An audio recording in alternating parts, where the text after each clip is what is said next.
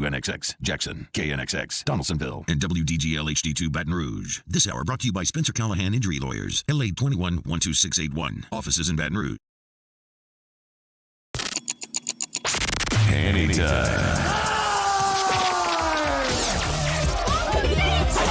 Hanny time. A daily look at sports from our resident historian. Your sports break during your lunch break. Live from the Mercedes-Benz of Baton Rouge studios. Here's Charles Hannegriff. And good afternoon. Welcome to Hanny Time 104.5 ESPN Baton Rouge. Charles Hannegriff, Myra Jerez, Taylor Sharp with you this afternoon. Ali Cosell from the Bird Rights in about 15 minutes. Buzzy Heidel, former LSU baseball player, noted Masters staffer now, going to be with us at the bottom of the hour.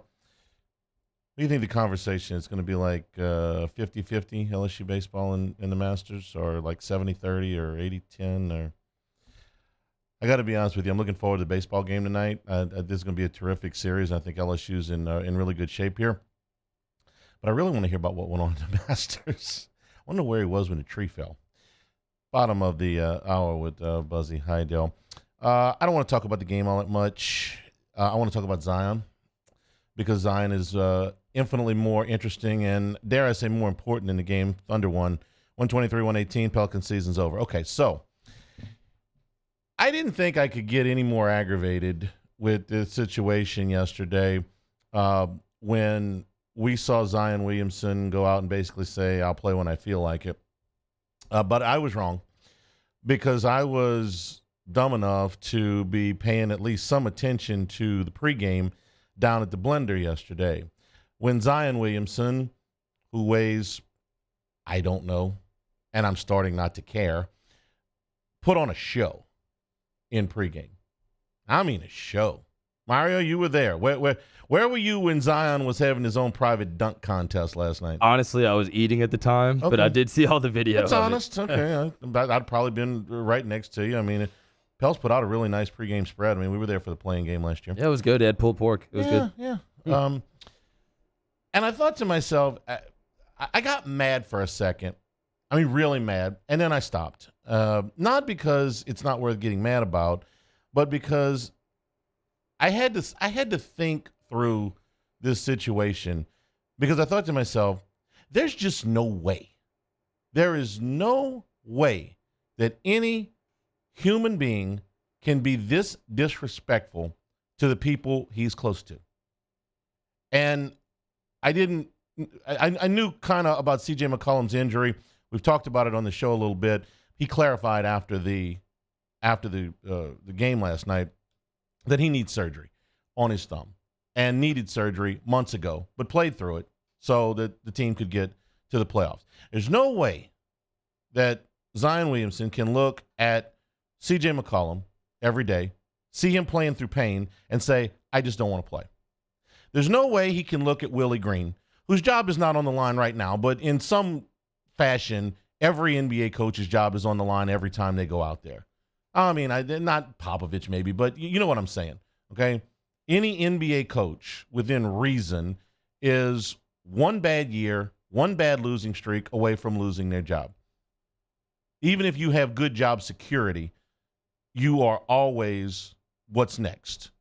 You can't look at that guy and do that. You can't look at all the rest of your teammates and say, I just don't want to play, and maintain any level of respect in that locker room. And at least at this point, it does not seem like the entire team has rebelled against him. Doesn't seem that way. I'm not in that locker room. Maybe they are. Maybe they walk around on eggshells around each other, but it doesn't seem that way. It doesn't seem like this is a Kyrie in his own private locker room or Russell Wilson in his own private locker room type of deal. Even, Larry Nance said nice things yesterday.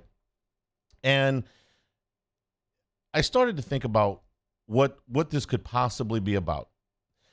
And so this is what I came up with, and I could be 100% wrong, but this is my theory. This is what I've come up with. The chatter all morning has been, are the Pelicans going to trade Zion Williamson? And should the Pelicans trade Zion Williamson? And everybody that is disgusted by the press conference on Tuesday, the game yesterday, the dunk contest yesterday, this PR catastrophe that the Pelicans have rolled out in the last 48 hours is saying, you know what, the hell with him, trade him, get him out of my sight. And I understand that. There's a little bit of that in me. But there's a lot of reasons why the Pelicans can't or won't or can't trade Zion Williamson. One of them being that his trade value is at its lowest right now.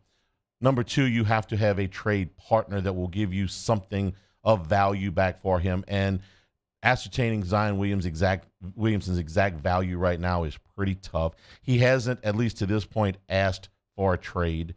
And, you know, it's easy to plug these things into the little machine that ESPN's got and say, hey, Zion for Luka, that works. It doesn't work. It doesn't.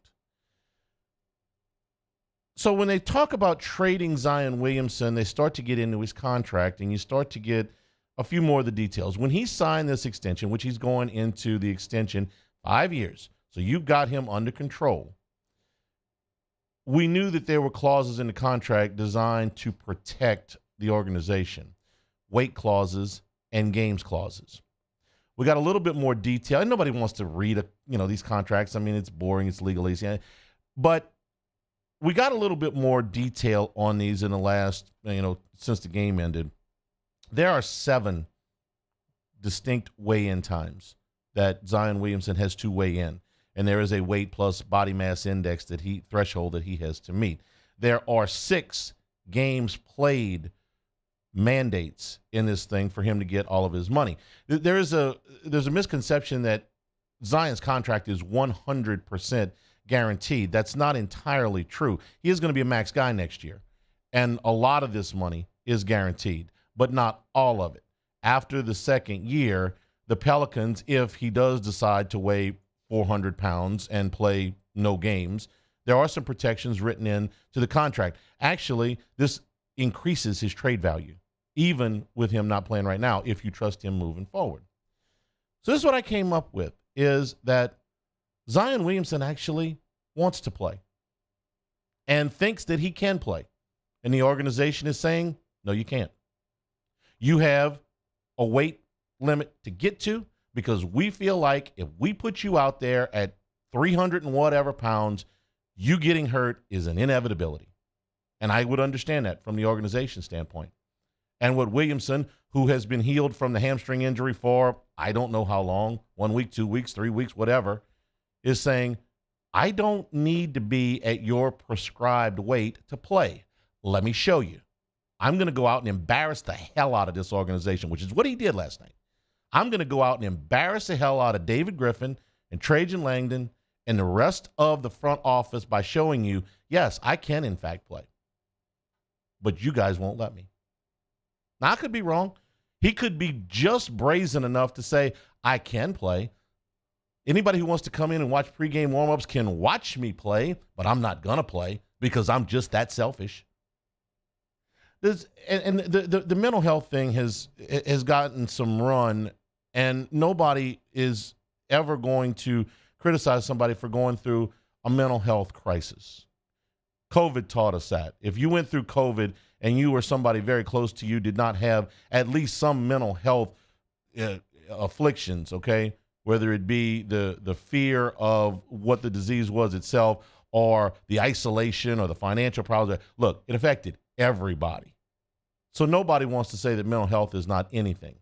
But does Zion Williamson look like a guy who's having a mental health crisis? And I understand sometimes it's tough to tell because it doesn't look that way to me. Ben Simmons, yeah, something's in that guy's head. He don't want to play basketball. He would like to go and be isolated somewhere and never have to play basketball again. If I'm trying to read his body language, and I'm not a psychologist, I see Ben Simmons speak, I see Ben Simmons play, I see Ben Simmons walk on and off the court. I do all of that, and I look, that is a guy that looks extremely unhappy in his own skin for whatever reason. I don't see that with Zion Williamson. I see a guy that's generally in a pretty good mood. I see a guy that's laughing on the bench. I see a guy that is interacting with people on the bench. He doesn't seem, he's at all the games. He's traveling with the team. He doesn't seem like somebody who's in mental health crisis. Maybe he is. I don't know. But it doesn't seem that way. It seems like Zion Williamson wanted to prove to the organization that he can play, and the organization is saying, you're just one injury away from being out for 2 years. So we're not going to put you out there at fill in the blank on his weight. That's all I can figure. Because if he did go out there last night to put on that show before this game that they lost in the last minute and can look his teammates in the face and say, if Zion Williamson had played 12 minutes in that game last night, would they have won? Yes. Let me answer that question right now. If the Zion Williamson I saw in warm-ups last night had just gone to the locker room, put on a uniform and a pair of shoes, gone out there and played 12 minutes, the Pelicans would have won the game. I don't know if that's even my opinion as much as I can't say it's a fact because it's an NBA basketball game. But, Mario, you were there. They get 12 minutes out of Zion last night. They get 12 minutes out of 60% shooting from the floor. They get 12 minutes of that guy that I saw doing windmill dunks in the pregame. Are they winning that game last night? Oh, likely. If you trade Jackson Hayes minutes with Zion, got a good shot. Yeah. How many minutes Hayes play last night? About that. 18. But, yeah, good point, okay? Give him Najee Marshall's 9 minutes. He plays 9 minutes. I mean, they were 2 possessions away from winning the game without him. They called a foul on the three-pointer, which I didn't think was a foul, but might have been. I mean, it was close. You're not always going to get that call, even at home. It was close. Think it was a foul? It was, but Ingram also could have not missed the free throw the possession before. Yeah, that's right. If they had called it a foul, I would have, okay. You're not going to call it a foul? Okay. It wasn't one that was so egregious that it's, oh, my God, how did they miss that call? Could have been called, could have not been called. They didn't call it. Okay. They were that close to winning the game without him. On the podcast today, we're going to talk about the Pelicans' potential offseason moves. But until this player and this front office get on the same page with his usage, this is not going to stop. And it's not like the front office does this with anybody else. When Dyson Daniels came back, they put him in the lineup. Now, his minutes fluctuate for other reasons, but they put him back out there. When Brandon Ingram came back, he wasn't on any minutes restriction. When C.J. McCollum had to miss games, or even Jonas, who missed very few this year, had to miss a couple of games, they were pretty upfront with that. When Herb Jones had to miss games back in the fall, in the early part of the season, they were pretty upfront about all of that. When they came back, they didn't talk about, well, he can only play this many minutes. Well, he can only play this, in this, situation. Didn't do any of that. They only do that with him. They did it the first season with the minutes restrictions, and he's out there, and he's balling. I remember. And they get close, and it's the fourth quarter, and they take him out. Why? Because he's hit this threshold. The front office says, past that, he's going to get hurt. So we can't, like a pitcher can't go through the rotation of, the order a third time. 8 minutes, get him out. 301 pounds, get him out. 299, you're fine. 301, get him out. And he's frustrated. And so they don't tell you. He just disappears. And when he is injured, and it may be because of his weight, they don't tell you anything. He disappears from the bubble. Nobody says anything. He goes to Oregon. Nobody says nothing. He comes back this time. Hamstring injury. Okay, 4 weeks. Because it's Zion, 8 weeks. No, 3.5 months now, and still he can't play. Really? Looked pretty good to me. I saw the dunk contest. I went to get my little piece of paper and write the 10 on it and hold it up. Looked all right to me. Until they come to some kind of, reasonable for both parties. And Zion signed this contract very quickly. This was not a long, drawn-out negotiation. He signed it right out of the chute. But it ain't working, whatever it is. Does the organization just waive the weight clauses? I mean, the games played clause has got to stay in there. Because if you think you can play at 315 pounds or 325 pounds or whatever, and we don't, we're going to protect ourselves with this game play clause. But if you think you can go out there at 315 pounds, have at it. Weight clauses are done. You play at whatever you think you can. And if you can get 65 games at 320 pounds, then bravo. But if you get hurt out there with this, then you're not going to make these games play clauses, and it's going to cost you money. It is a desperate time, and it calls for desperate measures with the front office and him. Because we can talk about they need to go get a rim protector and they need to get more shooting and they got to hope that, they move up in the lottery, or they got to make this trade, or they're going to be in the luxury tax, or they're not going to be in the luxury tax, or they're going to extend Herb, or they're going to trade, some of the tradable contracts on that thing, or they're going to, cut Garrett Temple so they get underneath the luxury. We talk about all of that. But until Zion Williamson and the front office are on the same page, they're not going to go anywhere. And if you look at the management of the New Orleans Pelicans, they're not lining up to defend this guy. David Griffin's not. Trajan Langdon's not. Swin Cash is not. Willie Green's really not. You don't hear Willie Green say very much about Zion at all. Maybe that's by design. Maybe it's just because he's got other things to do. You got to coach the guys that are there. But until they get in lockstep moving forward with a plan, rather than have these dueling press conferences that turn into these PR catastrophes, nothing is going to get fixed. And just trade him. Just get rid of it. It's not that easy. It's not that easy. He's a top 10 guy in the NBA when he's healthy, and they'd like to be able to explore that or get equal value for him. And right now, just neither one of those things is possible. It may be time for the boss to step in. And the boss is Gail Benson. And it may be time for her to step in and say, you do whatever it is you got to do, but you better get right, or we're going to clean house and start over in the front office. Your job is to get the best players on the floor to give us a chance to win. You want me to go into the luxury tax to finish ninth? No, thank you. Maybe time for the boss to come downstairs and say, everybody, fix your face. Get right. Because I don't want to go through another season like this. Ali Cosell, when we come back from the Bird Right, see what he's got to say about all of this. It's Hanny Time, 104.5 ESPN Baton Rouge. This is Hanny Time. Had a great time at Big Mike's last night watching the first game and, getting some good eats, some good drinks over there in Denham Springs. Big Mike's has been a staple in the community for a long time in Denham Springs. Tonight, part of the live music that they get every weekend at Big Mike's. First of all, go get your jitterbug lessons. Mario, getting, progressing here. I think he's doing well. Those start at 6 o'clock. Alex Harbert at 7 o'clock on stage. Tomorrow, it's Big Mike's birthday bash with lots of specials going on, some surprises as well tomorrow night. And then DJ Apparatus taking the stage at 8 o'clock. On Saturday, it's Deep Water Rehab on stage, live music all weekend long. Hot ball crawfish at 11 o'clock every day.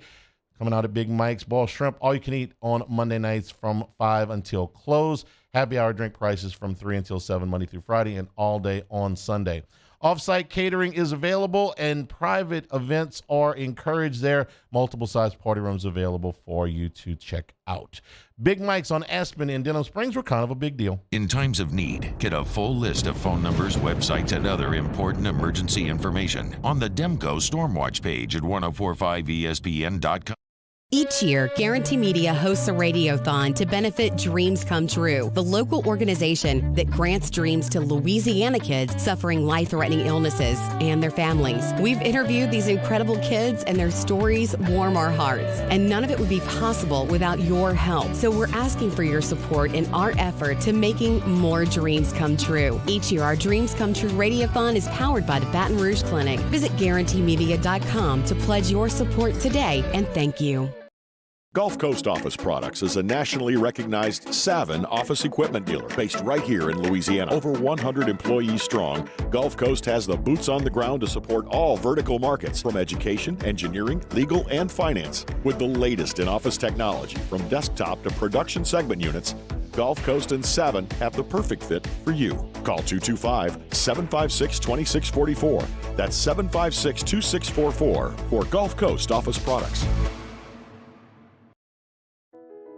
I've been doing business with Luba for 25 years. They're dependable, trustworthy. It's just the attention to detail with our clients. Our folks have years and years of experience.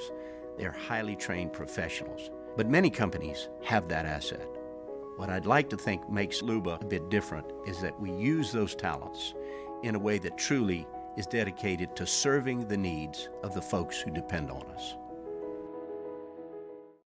Hey, what's up, y'all? It's that time again. It's heating up. Your boat's getting ready to come out and spend all summer on the water. It's time to take your boat to the next level with front-to-back boat service, where if you want an incredible custom speaker install, it's going to blow people away in the water, that's there for you. You want an HD sonar where you can see the fish under the water before you cast, beat all your friends, that's there for you at front-to-back boat service. So don't put it off. We got the parts in right now. Get them now before they go back on back order. Front-to-back boat service.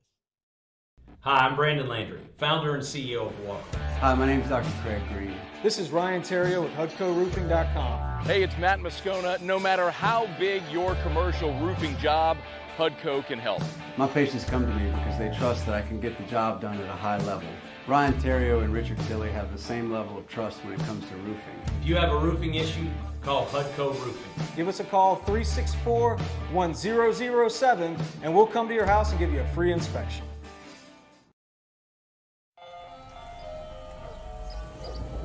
Hey there, little buddy. What's the matter? What's the matter? My windows, siding, and my door. That's what's the matter. Relief Windows can fix all that. I got you. Pop, pop. What's up? Oh my gosh, look! Curb appeal. That's a good-looking neighborhood. For live play-by-play this weekend when the Yankees host the Twins Saturday at noon and Sunday the Astros host the Rangers at 6 p.m. Plus the Cavs host the Knicks Saturday at 5 p.m. in the NBA playoffs on 104.5 ESPN Baton Rouge.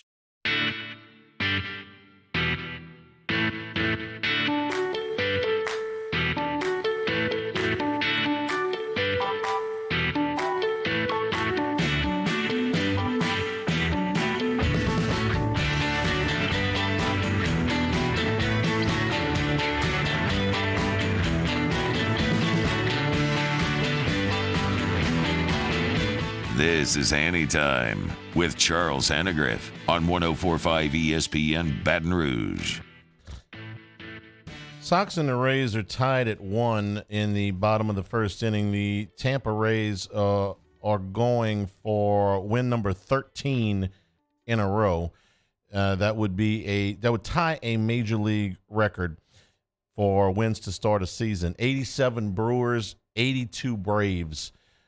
That one means a little bit to me because the 82 Braves were the first time that in where I grew up we had cable television and we were able to actually access baseball on a daily basis on WTBS. So the first baseball I ever saw on cable television was the 82 Braves, and they ripped off 13 wins in a row to start the season. That was the Dale Murphy Braves, the Bob Horner Braves, the Phil Niekro Braves. I can pretty much name that entire roster.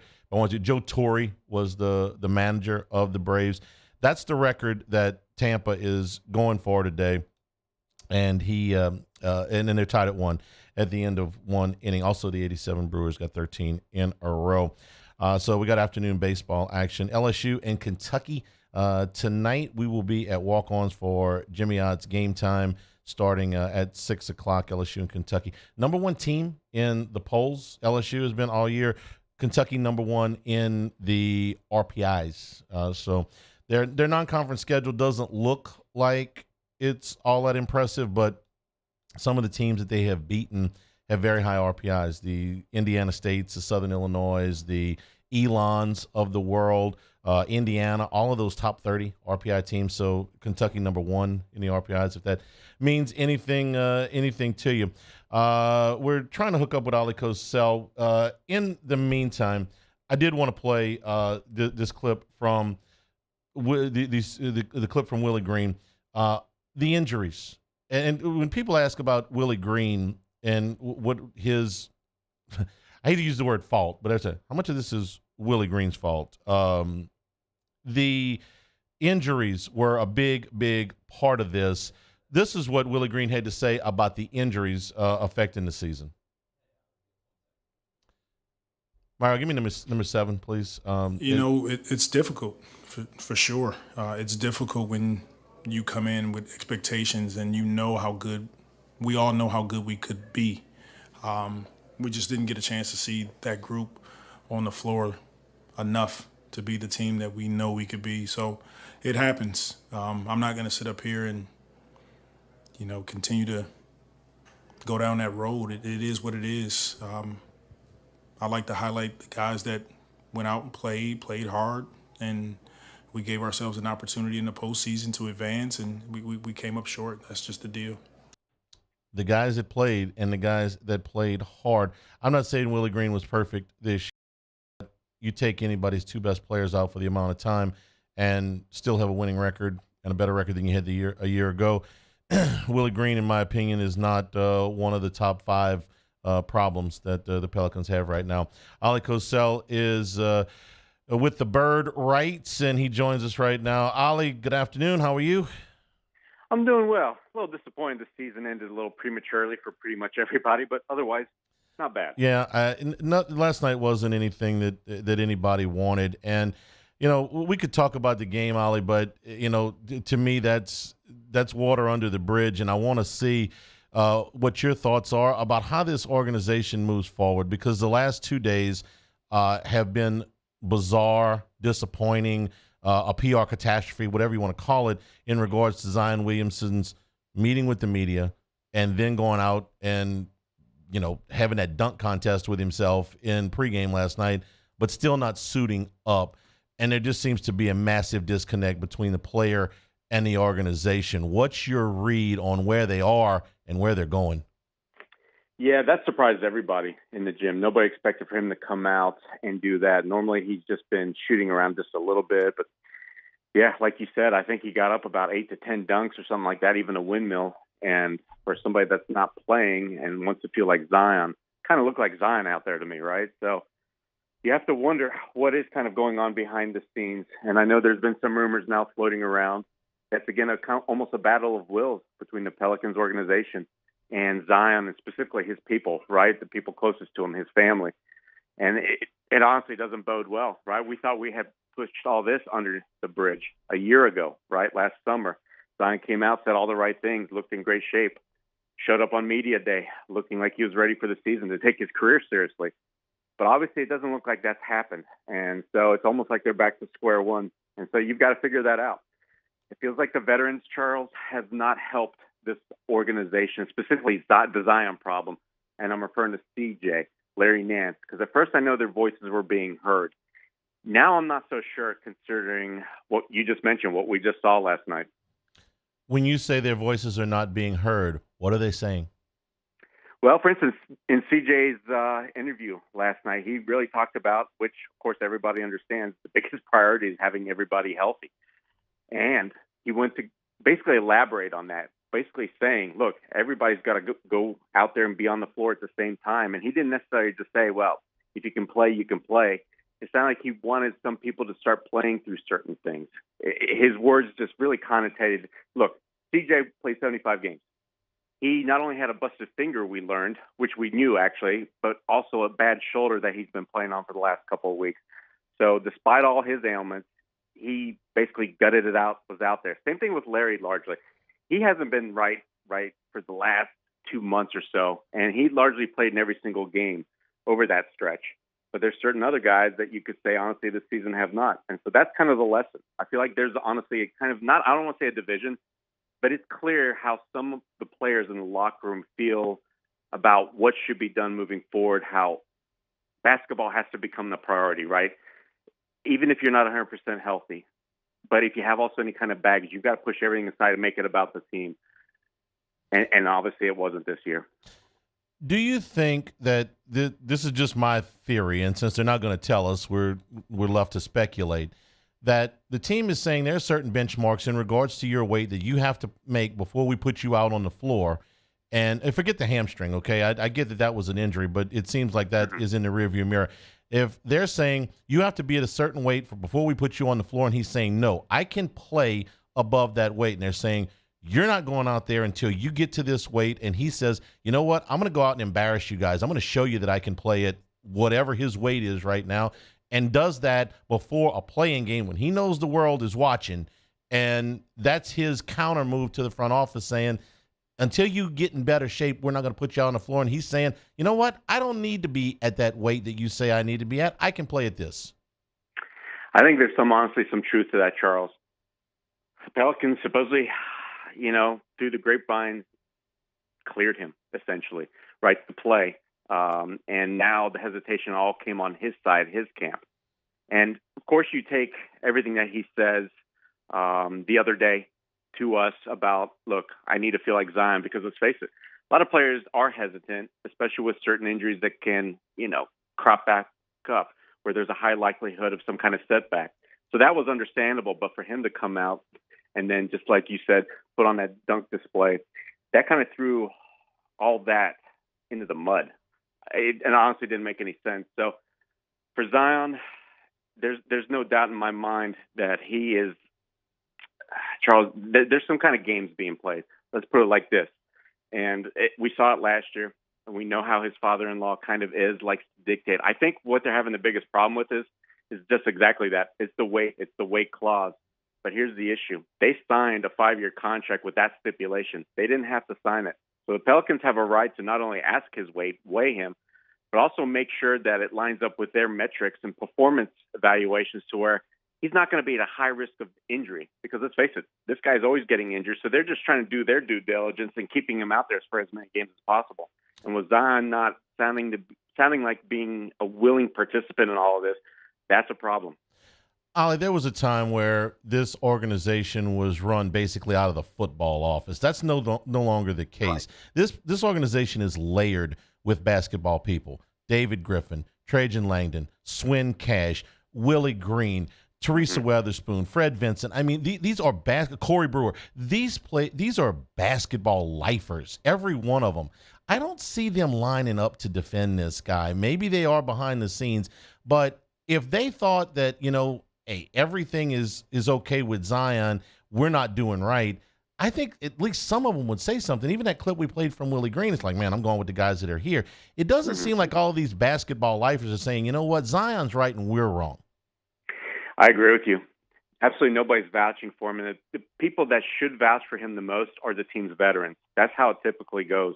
And for C.J. McCollum to say what he said, and we've heard Larry kind of, carry that same kind of water previously in interviews, and it was specifically when Brandon Ingram was out, right? Everybody thought he would return or should return sooner, but of course he took his time in getting back because he's the type of player who wants to really feel 100%. But yet there was comments from those veterans that echoed something a little bit differently. But to your point, nobody now is jumping on Zion's side, other than I think Larry Nance had a tweet on social media yesterday basically against Skip Bayless defending him. But for the most part, no.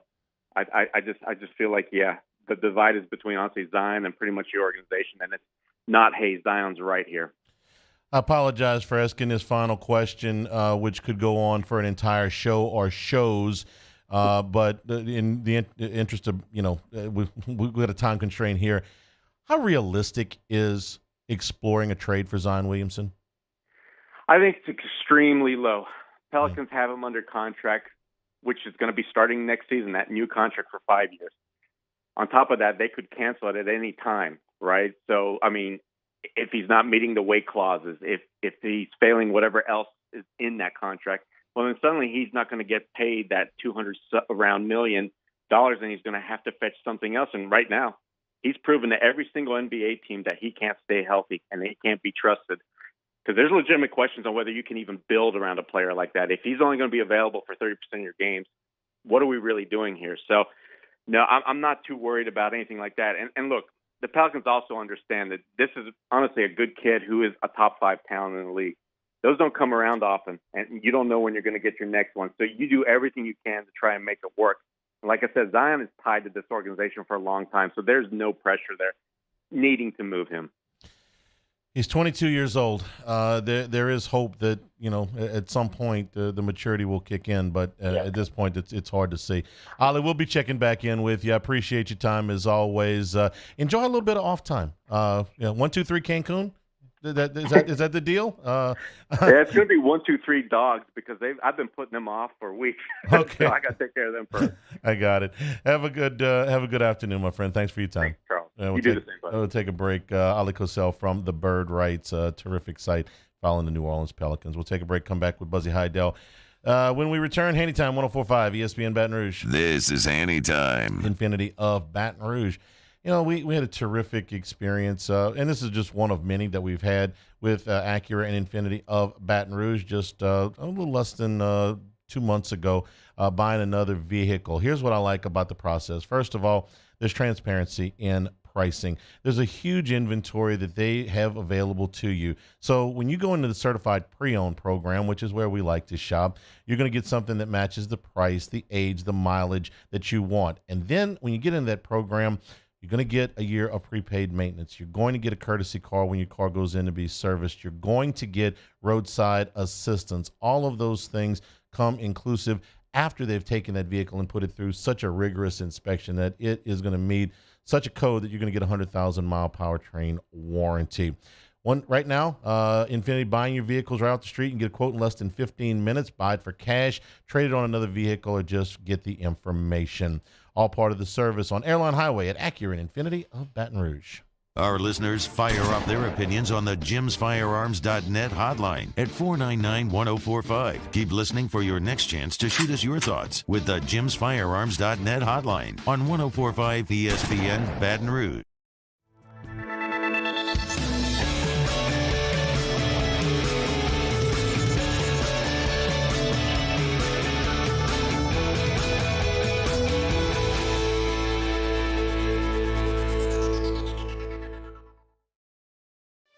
For over a century, local broadcasting has evolved with the needs of the community. We move past the stigmas of opinion journalism and bring the most relevant news online, on air, and on the go. You have trusted us with your news, sports, weather, and entertainment. Trust us to keep moving with you. Text TB to 52886 and tell Congress local broadcasting is here to stay. Clash of the Cooks Jambalaya Showdown is back. Join us on Saturday, April 22nd at the Ochsner Medical Complex at The Grove. We've got cooking teams of pros and joes serving up their best jambalaya and Cajun Creole dishes, all while helping raise dough for local families battling cancer. Bring the whole family for great food, live tunes, and good times. Clash of the Cooks Jambalaya Showdown presented by Ochsner. Saturday, April 22nd at lunchtime. Help us paddle it forward. For tickets and more information, go to clashofthecooks.com. All right. Gulf Coast Office Products is a nationally recognized Savin office equipment dealer based right here in Louisiana. Over 100 employees strong, Gulf Coast has the boots on the ground to support all vertical markets from education, engineering, legal, and finance. With the latest in office technology from desktop to production segment units, Gulf Coast and Savin have the perfect fit for you. Call 225-756-2644. That's 756-2644 for Gulf Coast Office Products. I've been doing business with Luba for 25 years. They're dependable, trustworthy. It's just the attention to detail with our clients. Our folks have years and years of experience. They're highly trained professionals. But many companies have that asset. What I'd like to think makes Luba a bit different is that we use those talents in a way that truly is dedicated to serving the needs of the folks who depend on us. Hey, what's up, y'all? It's that time again. It's heating up. Your boat's getting ready to come out and spend all summer on the water. It's time to take your boat to the next level with front-to-back boat service, where if you want an incredible custom speaker install, it's going to blow people away in the water, that's there for you. You want an HD sonar where you can see the fish under the water before you cast, beat all your friends, that's there for you at front-to-back boat service. So don't put it off. We got the parts in right now. Get them now before they go back on back order. Front-to-back boat service.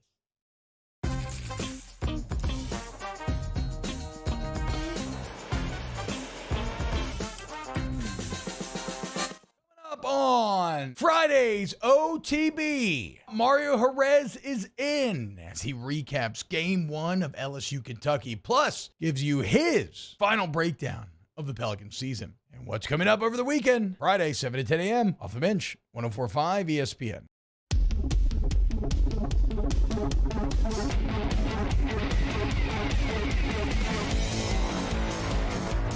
This is Hanny Time with Charles Hannegriff on 104.5 ESPN Baton Rouge.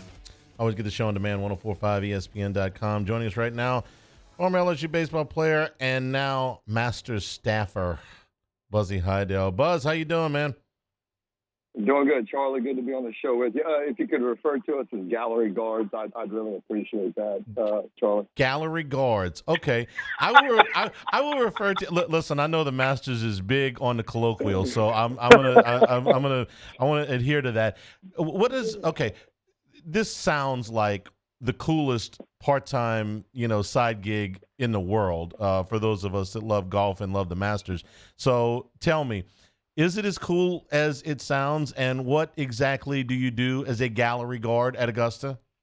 So, to answer the first question, it is really cool. I mean, look, you're at a golf course that most people, just dream about being at. Look, nowadays, I mean, it's you can get there, right? I mean, there's lottery, there's a lot of different avenues to get there. So it's maybe not as exclusive as it was, I don't know, back in the day, but I mean, it's everything you think it is, it is. And so to be there working it, the only, I guess, if you talk about a negative from a golfing guy that loves, you just don't get to watch.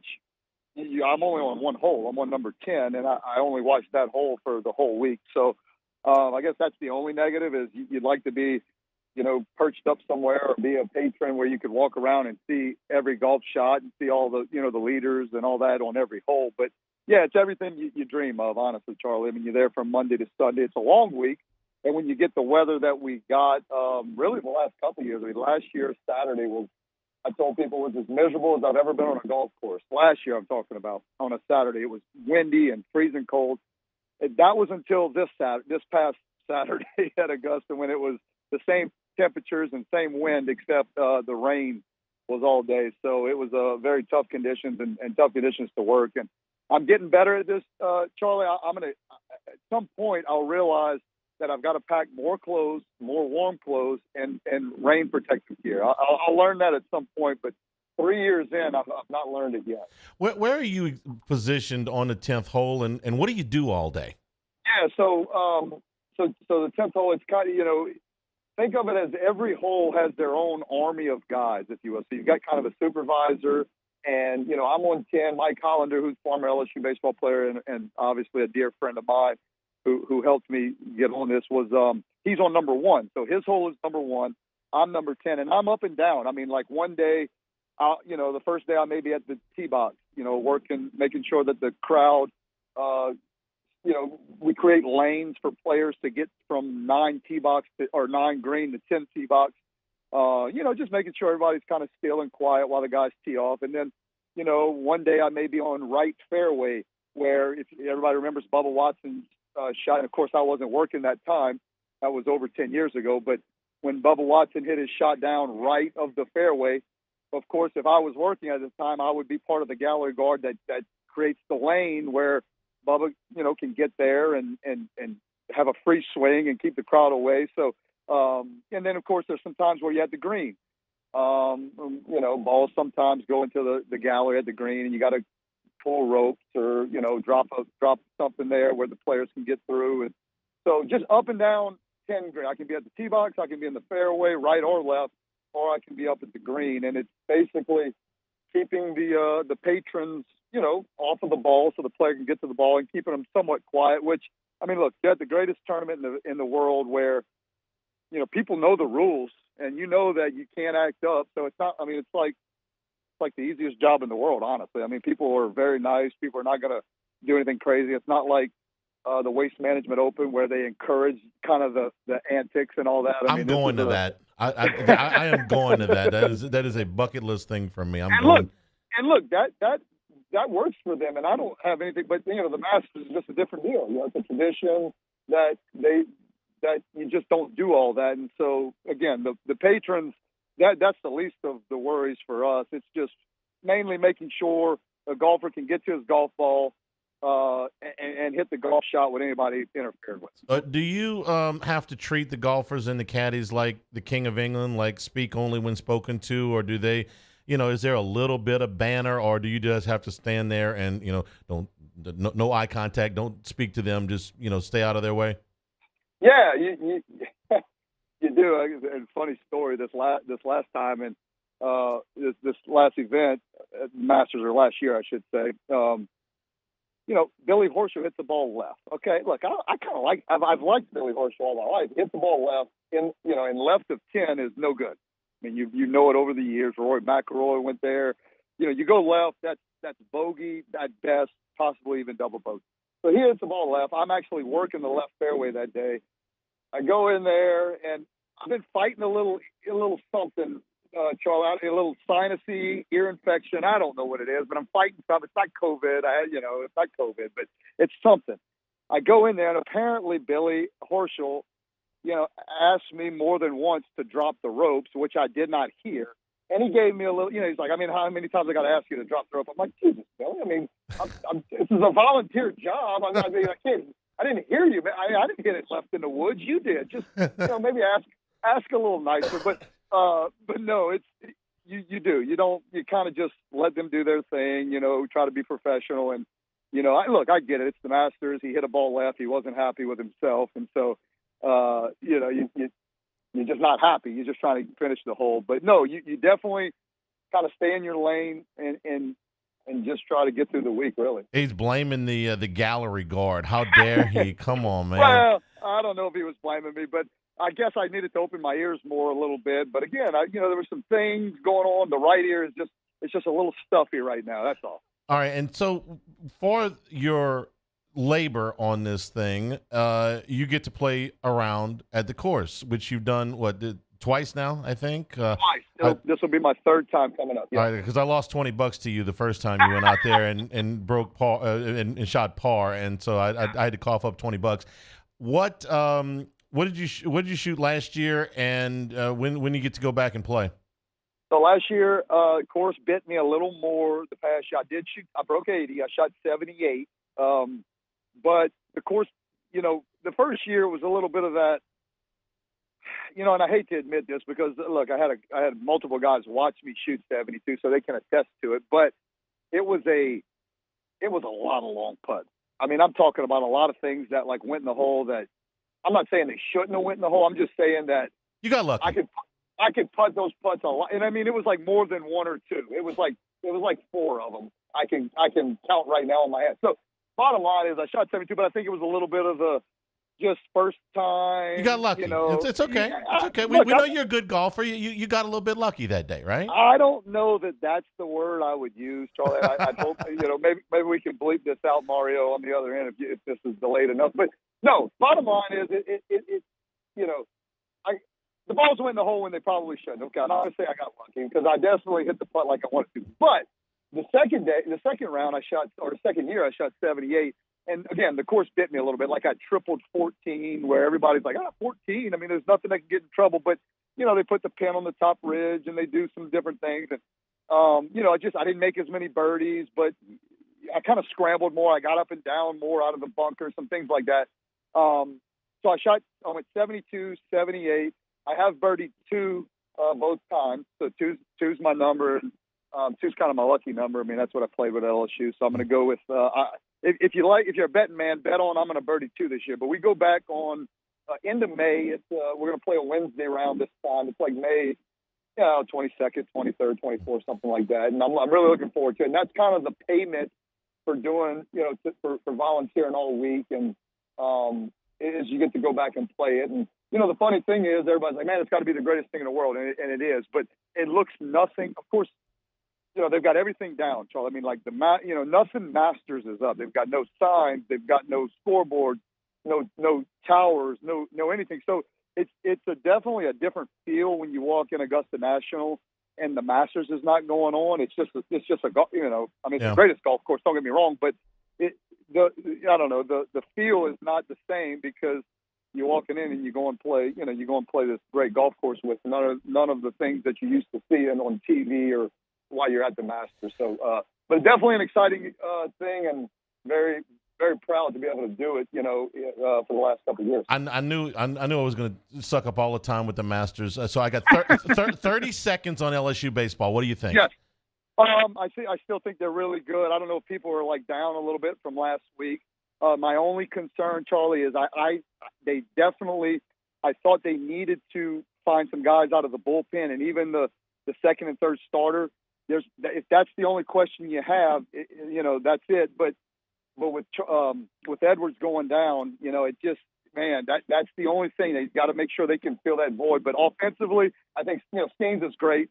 He was great last week. He struck everybody out but one in the 3 innings he pitched. So they're going to be fine. And the schedule only gets better after this weekend. Kentucky's going to be a good one. Get through this weekend. They've got the bottom tier of the West coming up, and then the last place team in the league in Georgia. So I like them moving forward. This is going to be a good baseball team. Buzz, we always appreciate the time, man. We'll catch up soon. Thanks a lot. All right, let's do it again. Thanks, Charles. We'll take a break, come back, wrap things up. Hanny Time, 104.5 ESPN Baton Rouge. In times of need, get a full list of phone numbers, websites, and other important emergency information on the Demco Stormwatch page at 1045ESPN.com. I drove myself to the ER, had heart surgery, and drove myself home 24 hours later, feeling fine. Starting running again after the procedure. I'm getting excited thinking about it. I had no pain, nothing. I felt great. And right then and there, I was like, oh my God, I'm back. I'm back. It's just amazing. Ochsner Health. Long live you.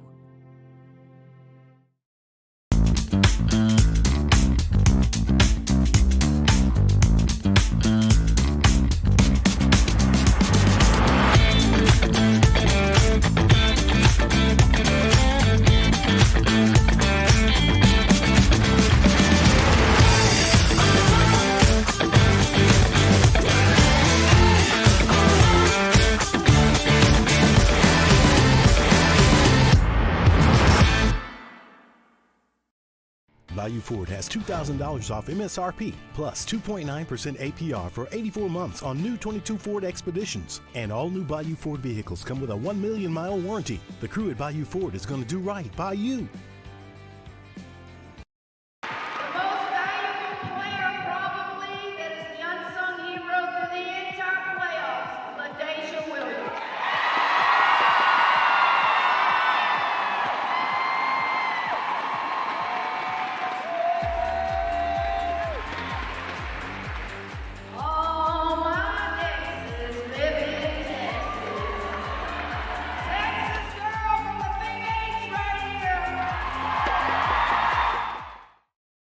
Hi, I'm Brandon Landry, founder and CEO of Walker. Hi, my name is Dr. Craig Green. This is Ryan Terrio with HUDCORoofing.com. Hey, it's Matt Moscona. No matter how big your commercial roofing job, HUDCO can help.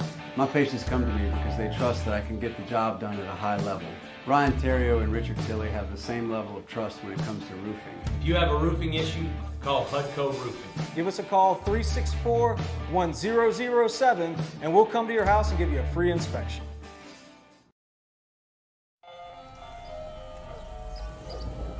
Hey there, little buddy. What's the matter?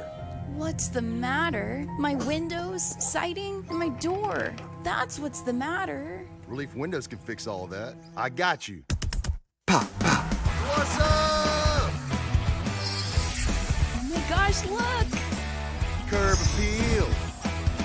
That's a good-looking neighborhood. ReliefWindows.com.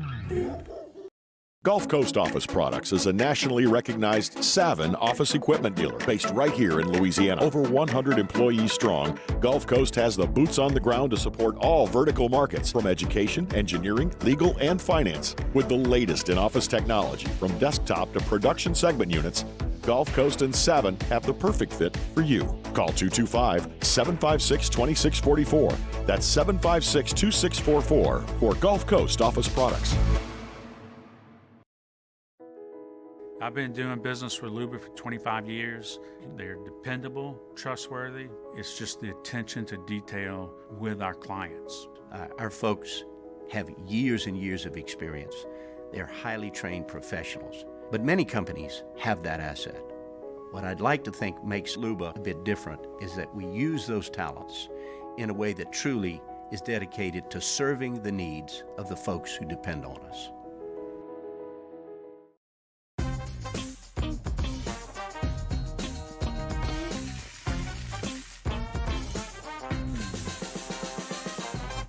Hey, it's Hunt. Join me for Thursday's edition of the Hunt Palmer Show. Pels getting you ready for LSU and Kentucky as well, and Joe Healy from D1 Baseball on the SEC slate this weekend. Hunt Palmer Show 1 to 3 weekdays, 104.5 ESPN Baton Rouge. This is Hanny Time with Charles Hannegriff on 104.5 ESPN Baton Rouge.